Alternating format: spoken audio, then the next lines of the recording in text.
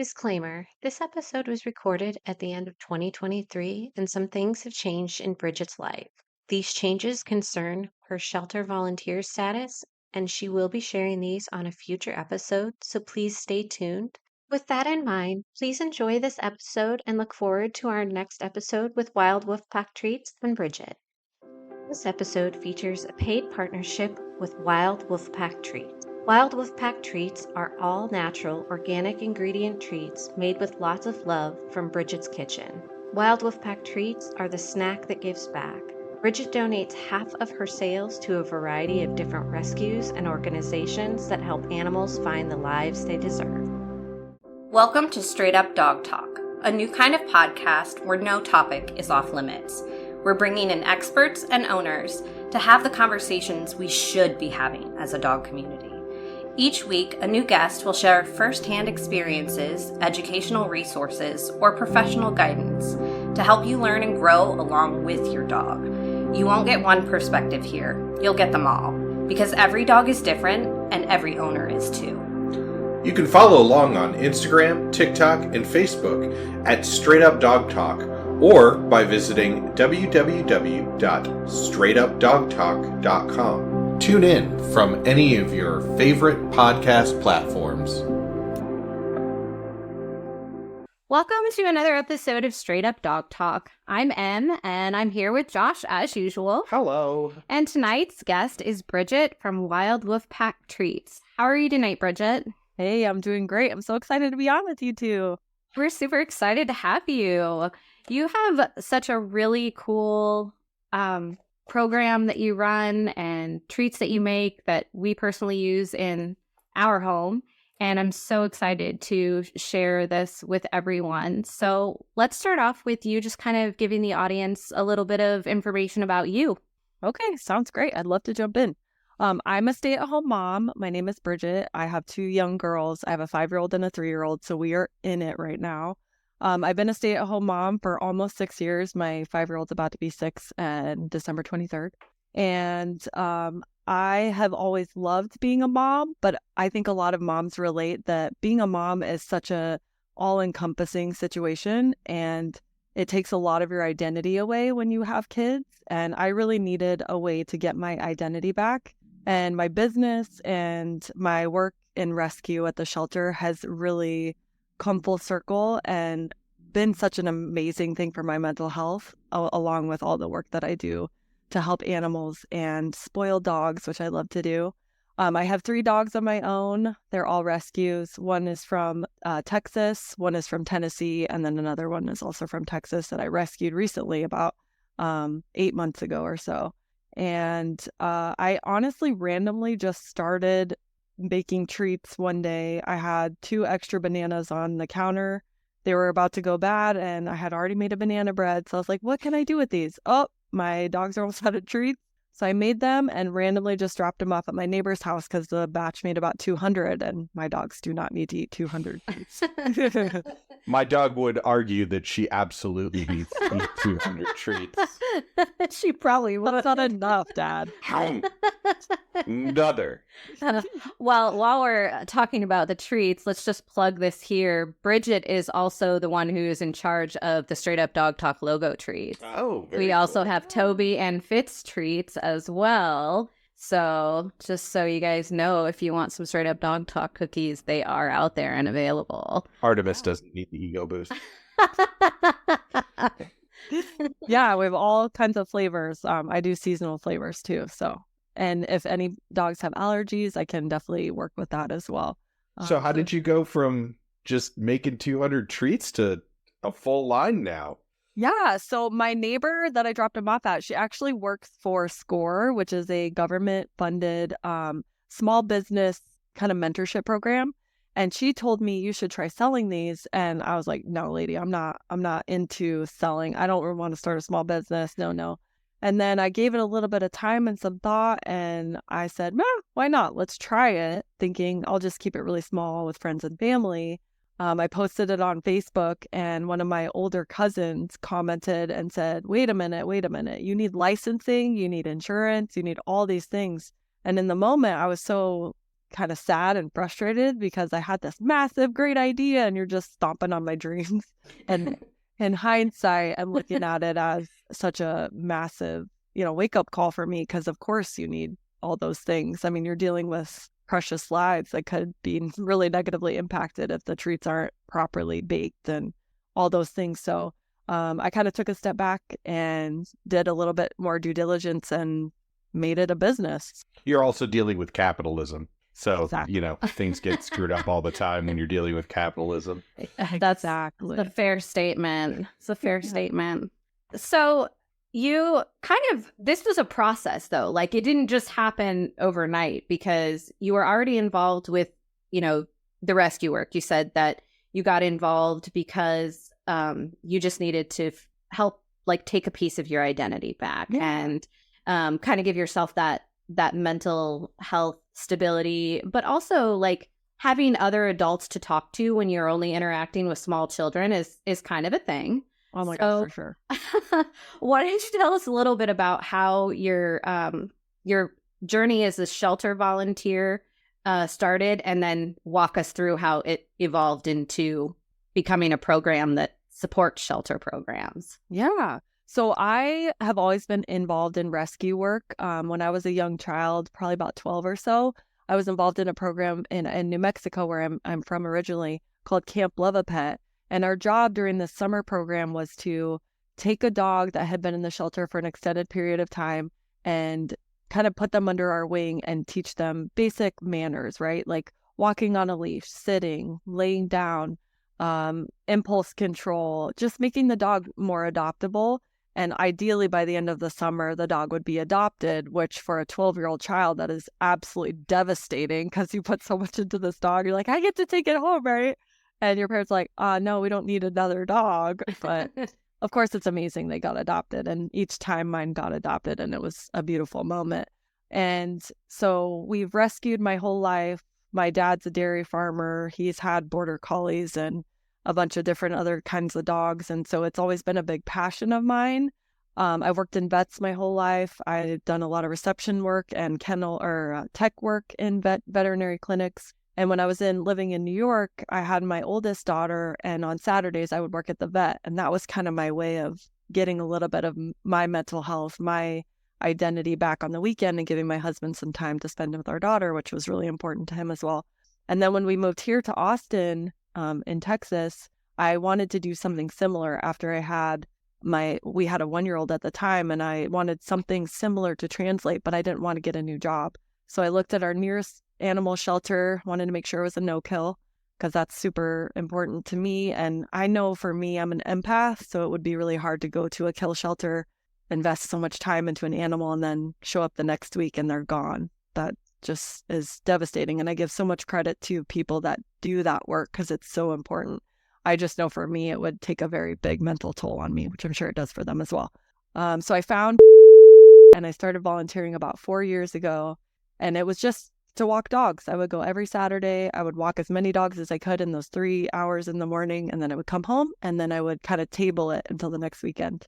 And I got pregnant with my second daughter, and obviously over time I couldn't walk dogs anymore because I was 8 months pregnant, and those trails are a little dangerous. The trip that could have been bad. So I stopped volunteering for a while, and then I started taking my oldest back. She's obsessed with cats, and we have a lot of cats that need socialization and love. So I tabled the dogs for a while and then went back with the cats. And finally, I was able to start walking dogs again. And I went back and I noticed that a lot of the dogs that I had walked years ago were still in the shelter. And for me, that was a big wake-up call. What's going on here? Why are these dogs still here? Because every time when I would walk dogs, I would leave and I would say, I love you so much, but I hope I never see you again, right? Because I would hope Yeah. you get adopted.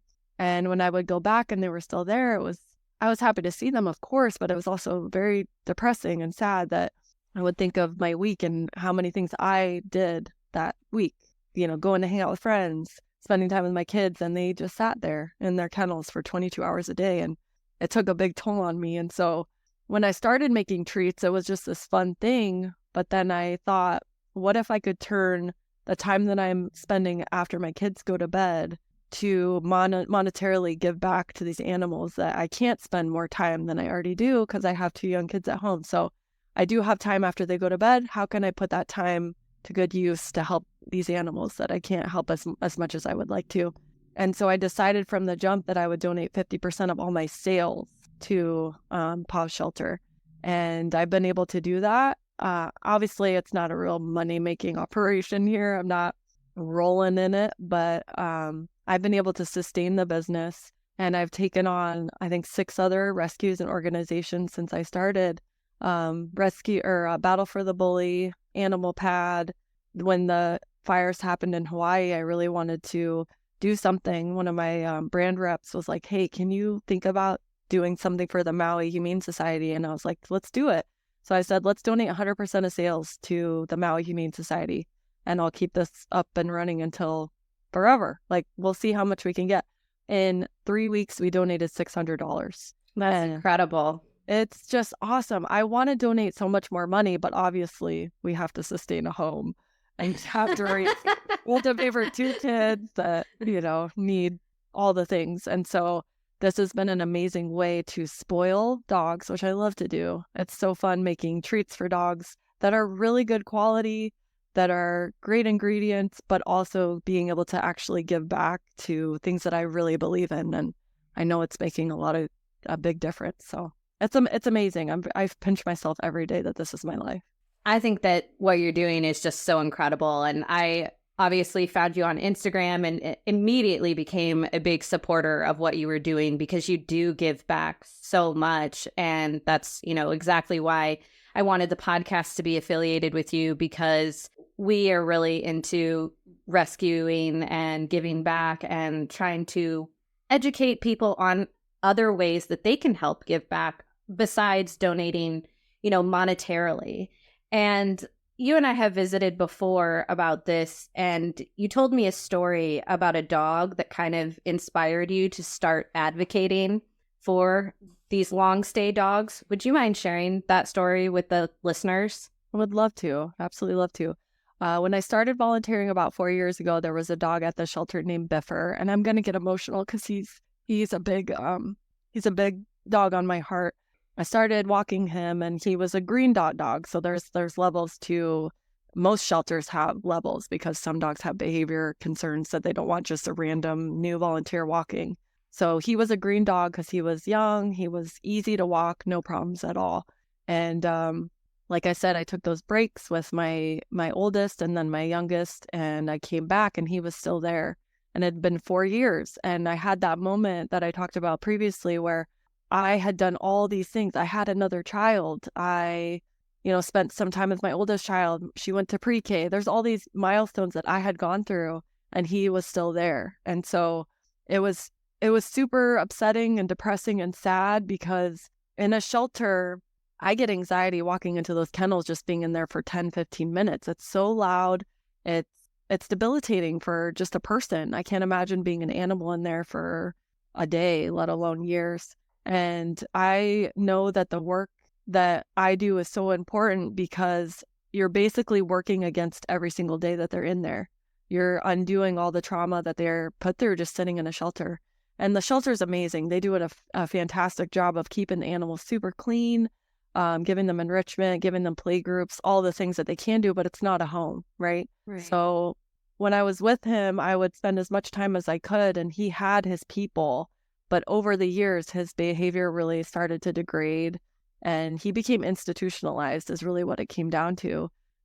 He wasn't very trusting of a lot of people. He loved his people and his inner circle, but there was just a situation that was really led to his demise. He was in the play yard, and a staff member went in to just see him because he seemed like he was interested in having her come and visit with him. And unfortunately, he bit her. And in Texas, they have an absolutely barbaric law. It's all Texas. It's not specific to really any shelter, where the dog has to spend 10 days in a bite quarantine because of a rabies concern, where it makes no sense because most of the shelter dogs that have been there for long enough have their vaccinations, right? So there should be no concern for rabies, but they have to be quarantined for 10 days, no human interaction whatsoever.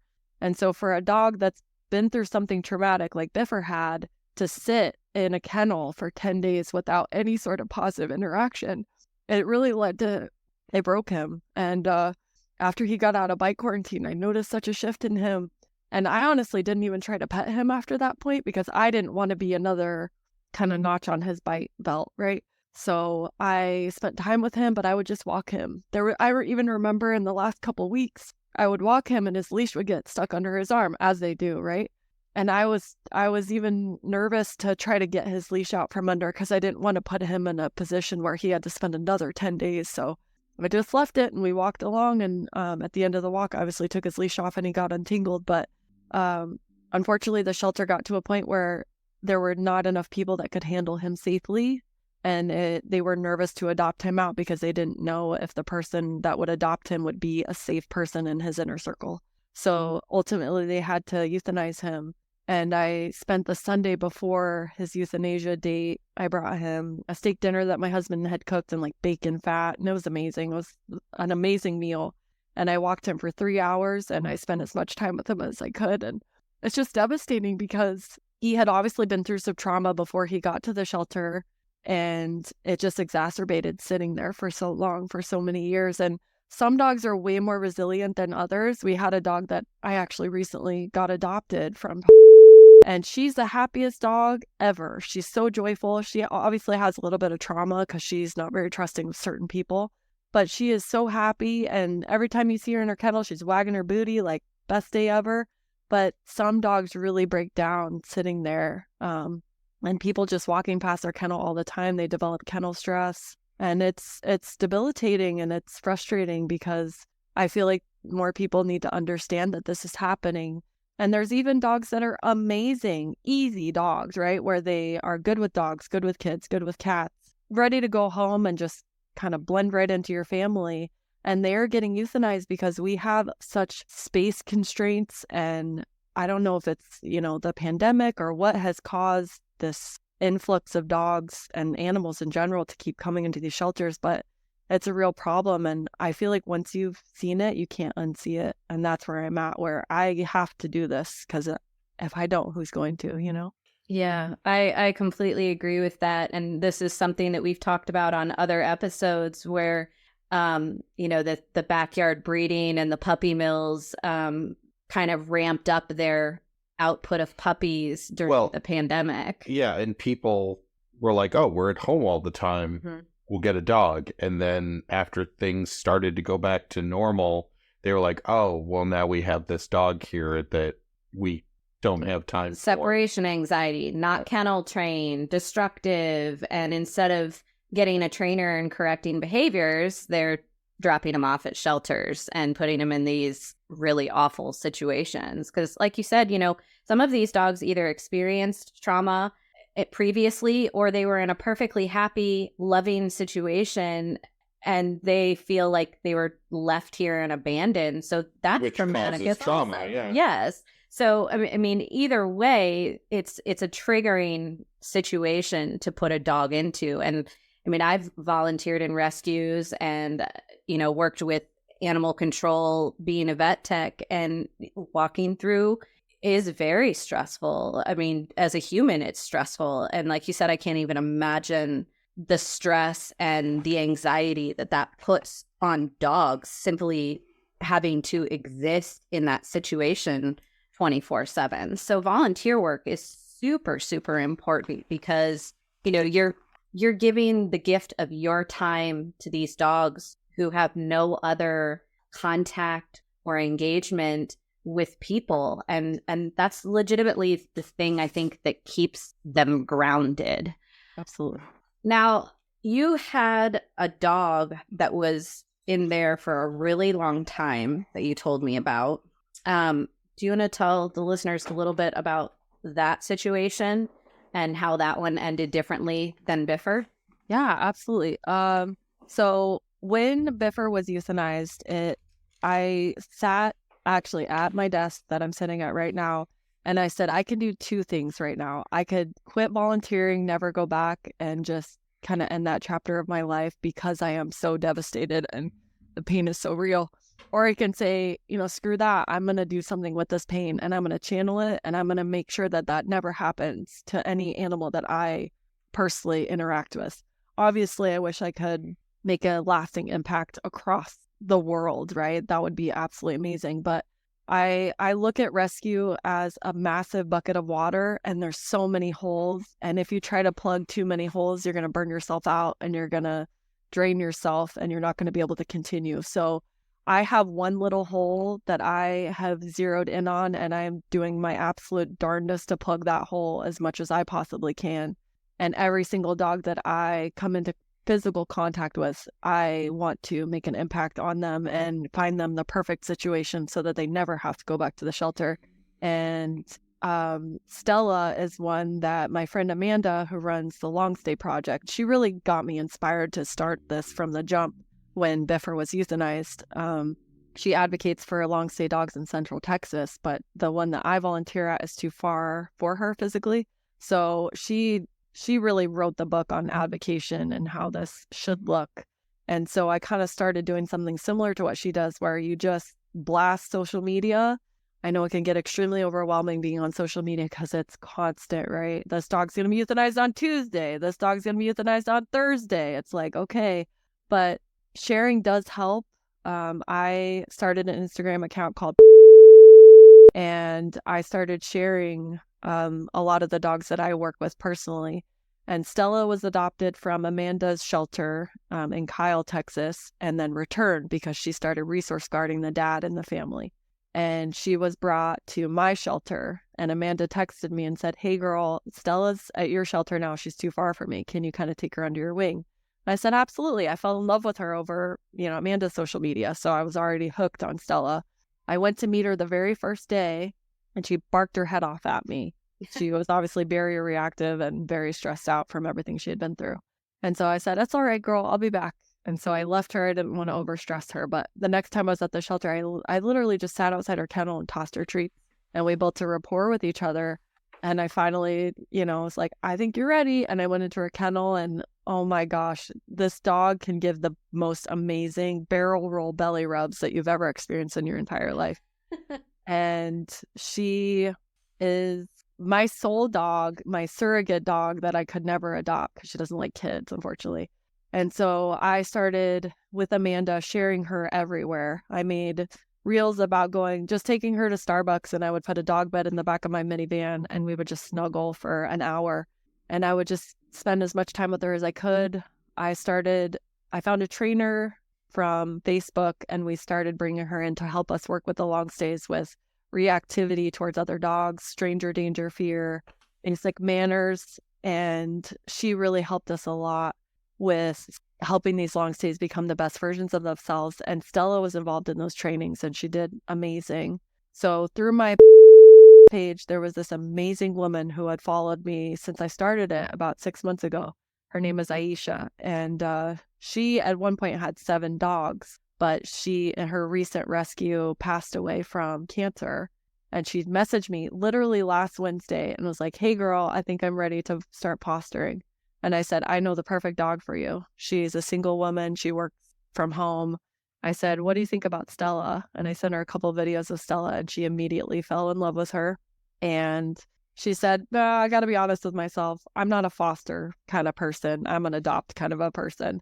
So from that point forward, she really was hooked on Stella. But of course, we had to have them meet. And she met her this past Sunday and fell in love. And Stella is doing absolutely amazing. And that story just gives me so much hope because I know that everybody has a need for an animal.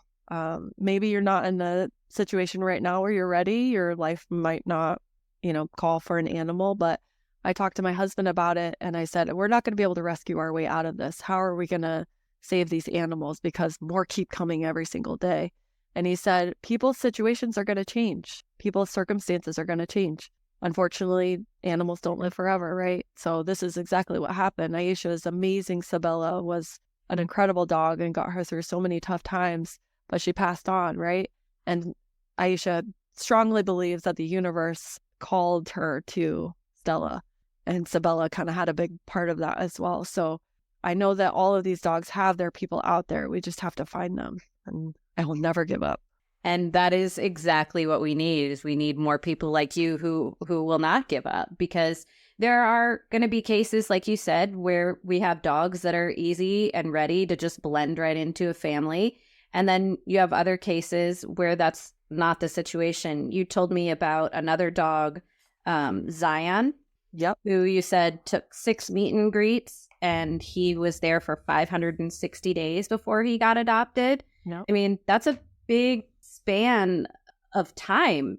That's a lot. But to know that it is possible to still find these dogs homes, especially when, one, they've been there a long time, or they're older dogs, because not everybody is able to rescue a young dog or wants a puppy, and it takes a special kind of person to rescue a senior dog. So I think your husband's right. I think people's situations will change. There will be openings in homes, unfortunately not maybe for the best of reasons all of the time, Right. but I think that there are people out there who can help fix this situation a little bit at a time. And unfortunately, I think that we are at a point where the whole situation with the euthanization is just going to continue this way for a little while.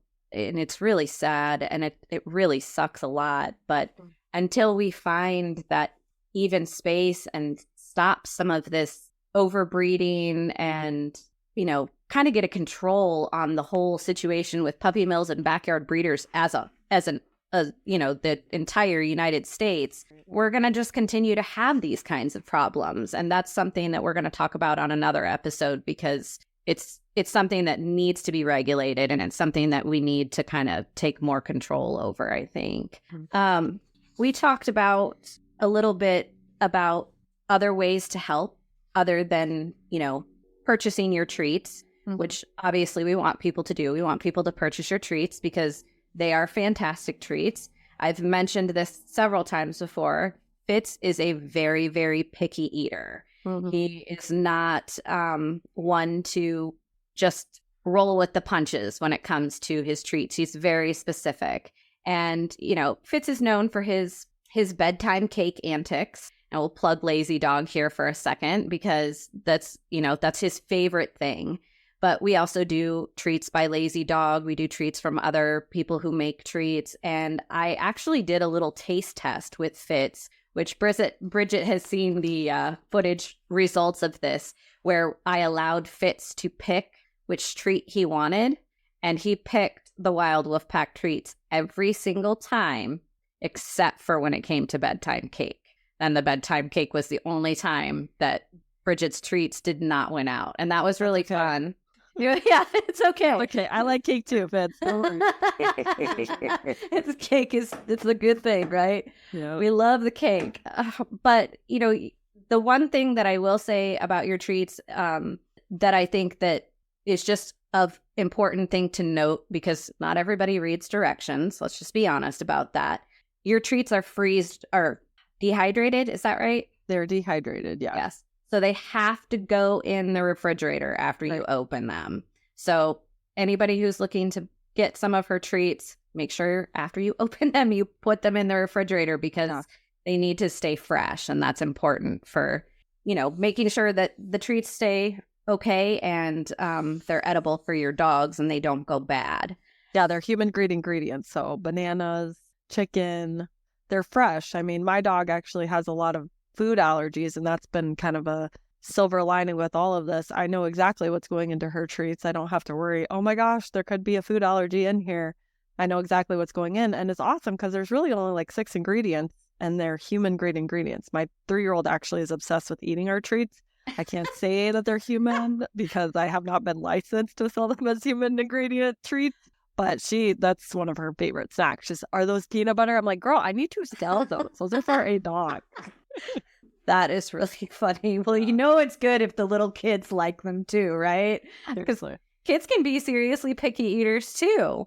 But like I said, obviously you make donations, 50% of your sales, and then you have specific bags of treats that people can purchase to give to the shelter dogs as their own treats. But working in rescue, aside from, volunteering your physical time, walking dogs, and running programs like this, what are some ways that you suggest that people get involved with rescues? Yeah. So obviously, a very easy thing to do is education.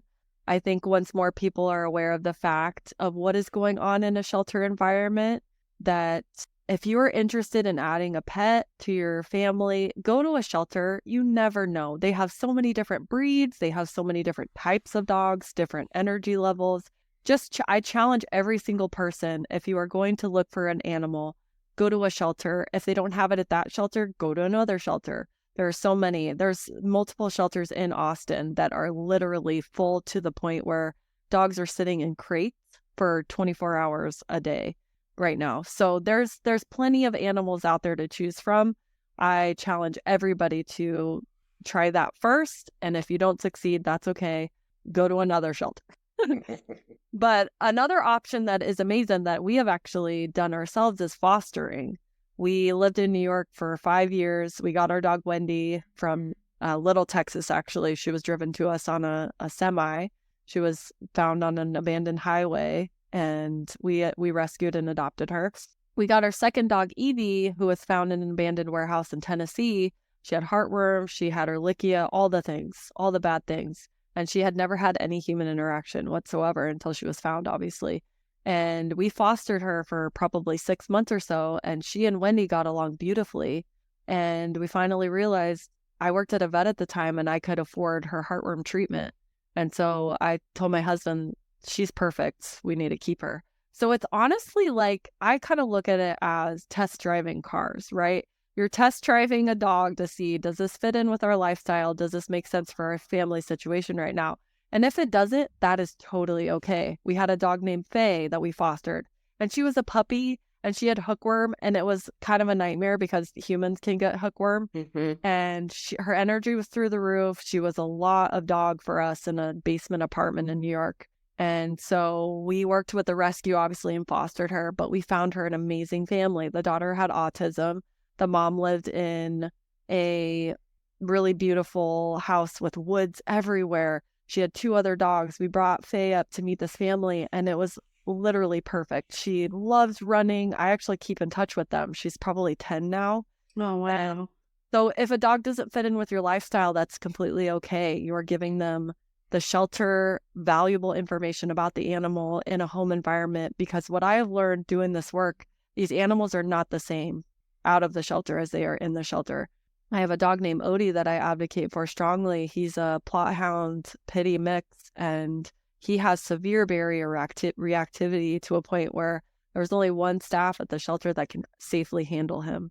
He is so scary with every other person that works there that they can't even get him out of his kennel. I can, because I've never had an issue with him. There's something about the staff walking by his kennel every day that builds up so much frustration in him that he just gets pissed every time they walk by, and it's scary. And I don't doubt that fear. I mean, I've experienced it one time while a staff member was next to me with him. He got into a foster. We found a foster for him. He's been in there for 2 months, and he is amazing. He is thriving. He hasn't had any issues whatsoever since he's been in the foster home. And that's just a tribute to, don't look at an animal behind a kennel and say, this is who they are, because it's not who they are. They need a chance in a foster home. And even if you can give a dog a weekend break, that is valuable information for the rescue and the shelter and the dog. It gives them time to decompress. It gives them time to experience a home environment and give them a little bit of hope. Can you imagine being in a kennel for 22 hours a day and then getting to lay on a dog bed in a quiet space? Heaven, right? Mm-hmm. So fostering is an amazing option as well. Another thing that we talked about was providing resources to smaller rescues, because large rescues typically have a lot of funding. They have a lot of donation people. They have more volunteers, and you're working in some more of these very remote rescues. These are small rescues in small towns, in Texas. And just like in Iowa, it's the same.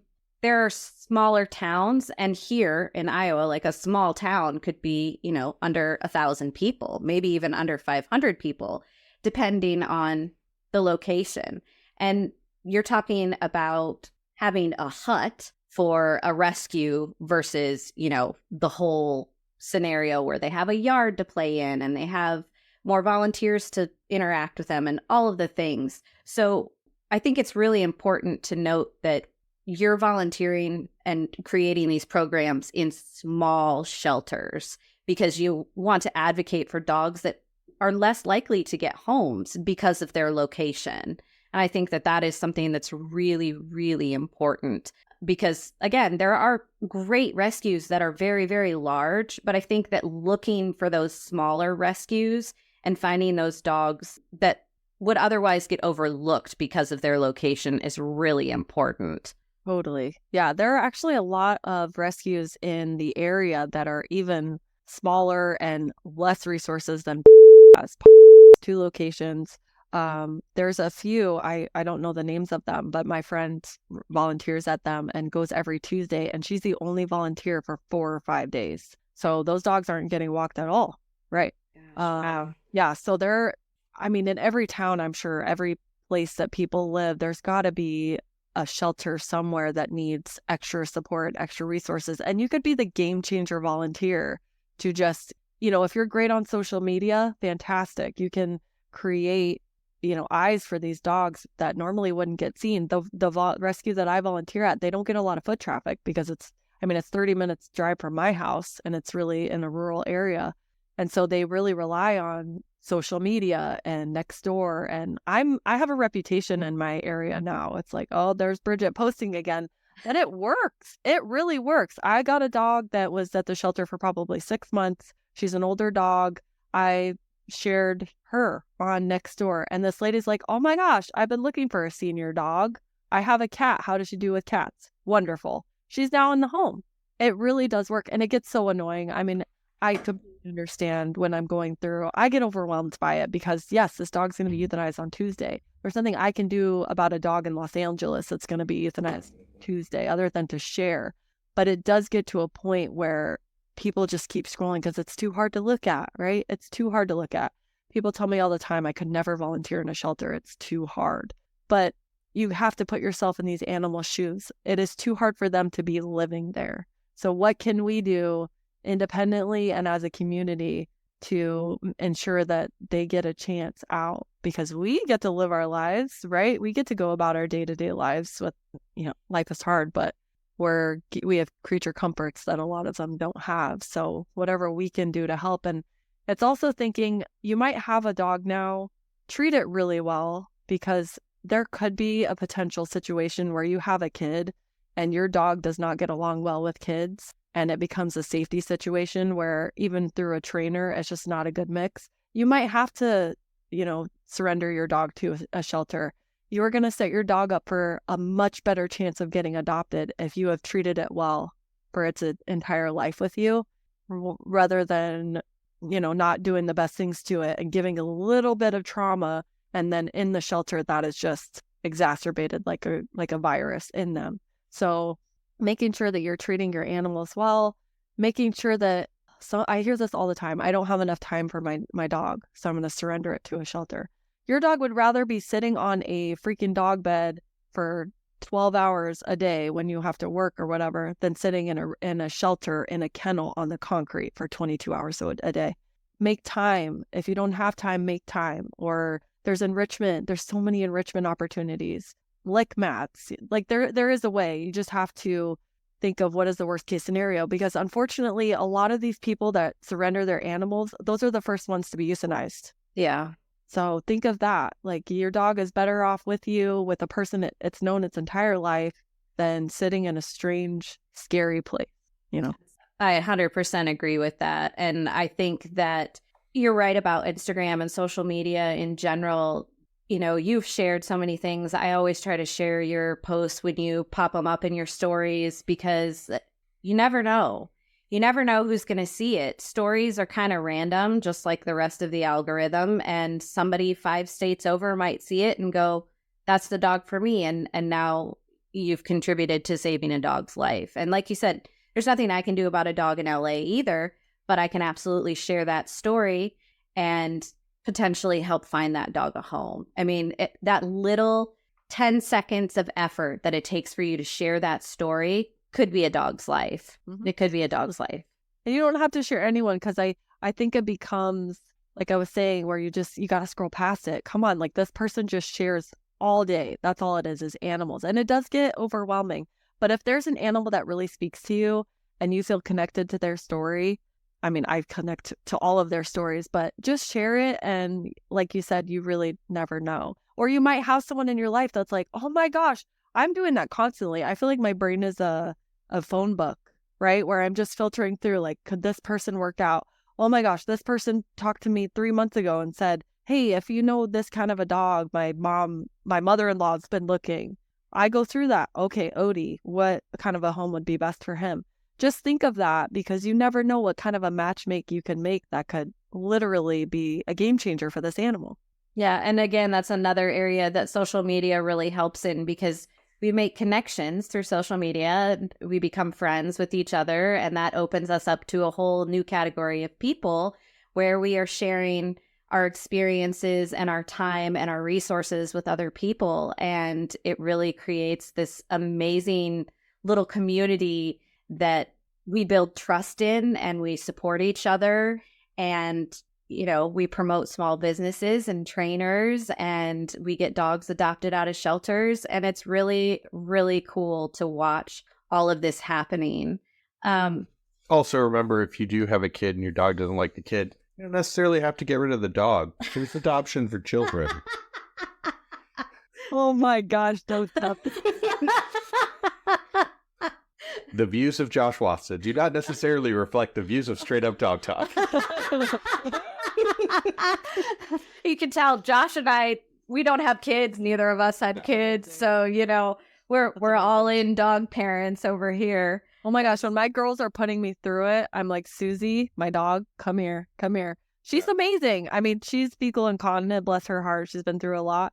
And I would change her diapers for the rest of my life rather than my girls. Oh my gosh. I had two rescue Yorkies. The first one, my first dog, was a puppy mill rescue. He was a breeding dog. And I got him at 3. And the second one was another Yorkie. I've talked about them on the show before, but he was never fixed, and he was a door darter. Both of them, diapers. Like, I started on belly bands, and then I realized, like, I was washing belly bands. I was cutting up, pads, feminine pads to put in the belly bands. I'm like, you know what? I'm just going to get infant diapers. Perfect. And, yeah, they wore infant diapers for years. You do what you got to do. Yeah. And I had no problem changing their diapers or cleaning up their poop. And it's all about, shifting your perspective, the whole pivot movement that's happening right now. You have to pivot. You have to be able to make time for your dogs. You have to be able to train your dogs. You have to be able to feed them the right diet. You have to provide enrichment. There's all of these things that are happening. But literally, if you just spend 5 or 10 minutes a day doing each of these things for your dog, that's more than the dogs in the shelters are getting. 100%. And like you said, you have to remember that. Okay, you're gone 12 hours a day. Fine. Hire somebody to come over and let your dog out in the middle of the day so that they get a bathroom break. But don't turn them over to the shelter. That's like the worst thing you can do. If you don't think that you have time for your dog, there are things that you can do in your lifestyle to adjust that so that your dog benefits and so that you benefit, versus potentially ending their life by leaving them. Absolutely. And that's just, I mean, if you need ideas or you have questions about that, you guys can reach out to Bridget or myself on social media. We'll make sure that we tag both her and her Wild Wolfpack Treats account.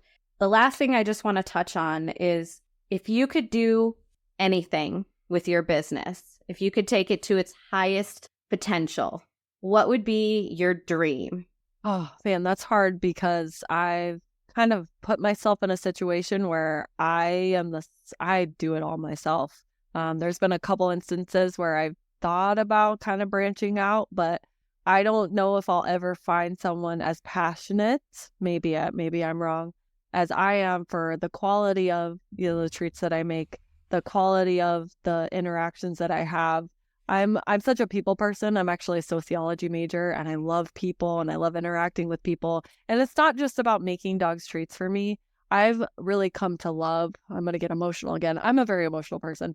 I've come to really fall in love with a lot of the dogs that I make treats for, and being able to follow them on social media has been such a joy to me, and getting to see them day to day. It's amazing. And I feel like I have all these dogs in the world now. That is absolutely incredible. But if I was able to find people in my circle or outside of my circle that could take what I'm doing and, make it better. I mean, I've gone through so many changes in my business. I started making the treats and I had them in these cute little like pink bags, and I wasn't dehydrating in the beginning. And I found, with the ingredients that I use, I was dealing with molds because the USPS is not as fast as I would love them to be.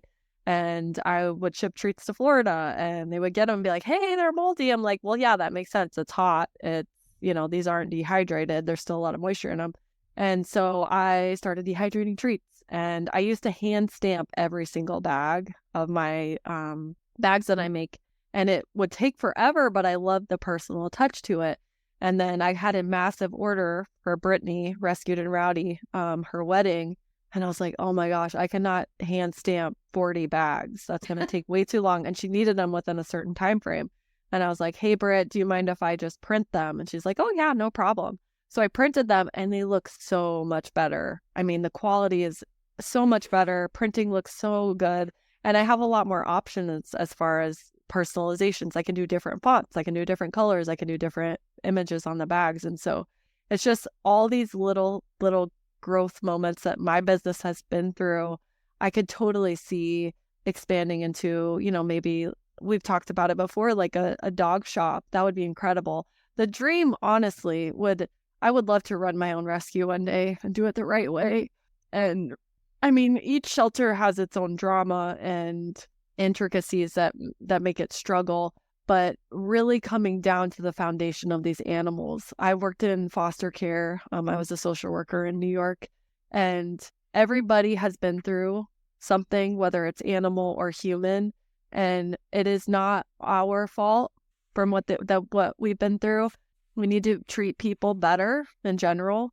We need to be kinder, but we also need to take these animals for who they are now. And yes, they've been through some terrible things, and maybe they have behaviors that reflect that, but we need to help them grow and become better and not condemn them for the way that they're acting now, because at the end of the day, they have been through such trauma. A lot of these animals have been through things that I can't even imagine surviving. And I want to give, each animal that I interact with a chance to grow through their experience, rewrite a lot of their negative experiences, and have people that are so passionate about this. Obviously, I don't have many boundaries in my life. I'm like, let's stay up till 12 in the morning baking treats and doing sheltering stuff. So maybe some work-life balance would probably be good. But having a shelter where I have a little bit more control of communicating with people, getting people motivated to make a massive difference, and creating a reputation in wherever I'm living at that time to get these animals, into homes, and create programs that not only get animals into homes, but create preventative programs that can stop, maybe like a low cost spay and neuter clinic, or like low cost vet care, because I know it's expensive. And then having the treats in their own little bakery in the shelter, like having a little pet shop in the shelter would be incredible. And then all proceeds going back to, that would be fantastic. I would love that. So thank you for helping me dream. Well, I'm just going to say this here and now, because this podcast is all about providing opportunities. So you guys heard it from Bridget. If you want to work with Bridget and help her dream come true, reach out, because how incredible would that be? To create this amazing, beautiful model of how rescue should actually be run, and kind of correct the system in that area as well. That'd be amazing. I am limited right now because of my beautiful, amazing children. And obviously I only have enough hours in the day, but obviously meeting people can really make connections and make lasting impacts. And so I'm totally open to conversations and moving forward in ways that can help more than I currently am. Well, like I said, you heard it here first. And if you're interested in seeing where this dream could potentially go with Bridget, reach out. I think that's pretty much it for this episode. We're going to call it. Thank you so much for being here and sharing your passion with us. It's a pleasure. You two are amazing. I really appreciate, what you're doing here and creating a conversation to help educate people more. And I said it before, you don't know it. You don't know what you don't know. And once you see something, you can't unsee it. And we just need more people to see and be aware and not be scared of it or, horrified of it. It's horrifying. It is absolutely horrifying. But what can you do in your day or in your week or in your month to make a lasting impact that will make it less horrifying for everybody as a collective? So thank you so much for bringing education and knowledge and just getting people to hopefully hear things that they typically wouldn't. So. Well, thank you. I really appreciate that. And we hope that this gets to all the right ears in the world. And again, thank you so much for being on this episode of Straight Up Dog Talk. And I'm sure we'll have you back. Thank you. Have a good night, everybody. We'll see you next week.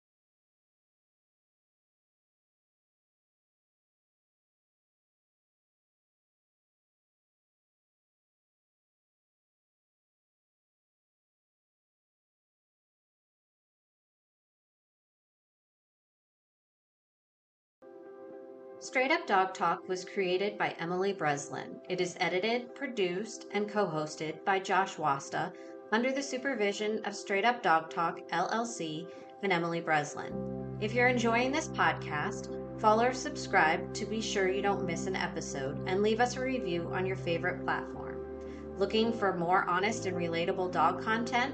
Check out our sister show, Unpacked, with Jerry Sheriff and Madison Simpson. Thanks for listening to Straight Up Dog Talk. See you next week.